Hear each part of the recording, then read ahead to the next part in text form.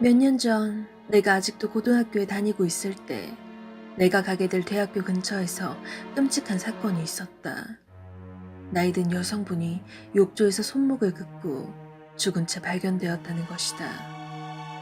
소름 돋는 건 발견되었을 당시 그녀는 이미 죽은 지 3개월이 지난 후여서 다 굳은 피 속에서 홀로 썩어가며 몇 달이고 앉아 있었단 말이다. 듣자하니 냄새가 너무 심각해서 이웃들이 참다 못해 항의하러 갔다가 자살한 걸 발견했다고 한다. 그 집은 곧 치워지고 물건들은 팔렸고 욕조는 교체되었다. 얼마간 부동산 시장에 집이 나와 있었지만 거기서 일어난 비극을 중개인이 전혀 숨기지 않았기 때문에 아무도 집을 사고 싶어 하지 않았다. 내가 졸업할 때쯤엔 가격이 꽤나 많이 떨어져 있었고 난 마침 룸메이트랑 사이가 나빠지고 있던 참이라 운이 좋다고 여기고 집을 샀다. 나는 귀신이 있다고 믿는다. 어릴 때부터 그랬다. 다행히도 이 여자의 귀신이 집에 붙어 있다는 생각은 별로 무섭지 않았다. 불쌍하기만 했지. 아기에 차 있다거나 하지 않을 것이라고 느꼈다. 이상한 일들은 곧 일어나기 시작했다. 여기 놔둔 물건이 저기 가 있고 방을 나가면 안에 있는 전자제품들이 갑자기 켜지거나 꺼지거나 하곤 했다. 별로 신경 쓰진 않았다. 그저 이 여성분이 죽은 지 너무 오래돼서 지루하구나 하고만 생각했다. 난 기꺼이 그녀와 집을 공유했고 항상 그녀가 올 때마다 환영해 주었다. 거기 살기 시작한 지 3개월이 지나서 그 꿈들을 꾸기 시작했다. 항상 똑같은 꿈이었다. 욕실 구석에서 여자가 울고 있는데 훌쩍임 사이로 지하실이라는 단어를 계속 반복했다. 그녀는 하도 말라서 거의 쪼글쪼글해질 지경이었고 욕조는 피로 가득 차 있었다. 이 꿈을 처음 꾼 다음 날 아침에 욕실로 갔는데 욕조에 녹이 쓴 듯한 색깔의 얼룩이 있는 걸 발견했다. 몇 시간이 고 욕조를 문질러 닦고 표백제를 써보기도 했지만 얼룩은 사라지지 않았다. 아마 초자연적 현상일 거라고 생각했는데 귀신이 갑자기 이런 행동을 하니까 혼란스러웠다. 말이 되질 않았다. 특히 꿈이. 이 집은 지하실에 있지도 않았단 말이다.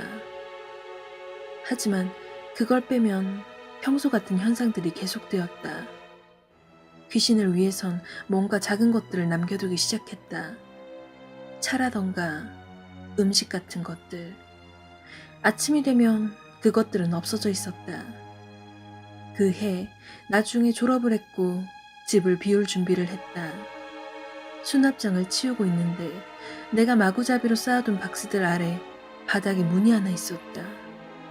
난 별 생각 없이 문을 열어서 안에 있는 사다리를 타고 밑으로 내려갔다. 처음 눈치챈 건 냄새였다. 냄새가 아주 심각했다. 두 번째 눈치챈 건 안에 가구들이 있다는 거였다. 거기엔 오래된 침대, 의자들 몇 개, 그리고 전등이 하나 있었다. 아마 예전에 살던 사람이 남겨두고 간 거겠지 했다. 뒤돌아 나가려고 하는 순간 발밑에 무언가가 밟혀 으스러지는 소리가 들렸다. 자세히 보니까 그게 뭔지 알아챌 수 있었다. 내가 가지고 있던 작은 도자기 그릇이었다. 빠르게 거길 더 둘러보자 내 물건들이 더 나왔다. 그릇들, 식기들, 옷가지들, 심지어 포장 껍데기들이나 먹다 남긴 음식들까지 찾았다. 갑자기 구역질이 나서 최대한 빠르게 지하실을 빠져나갔다. 그날 밤은 친구랑 같이 보냈다.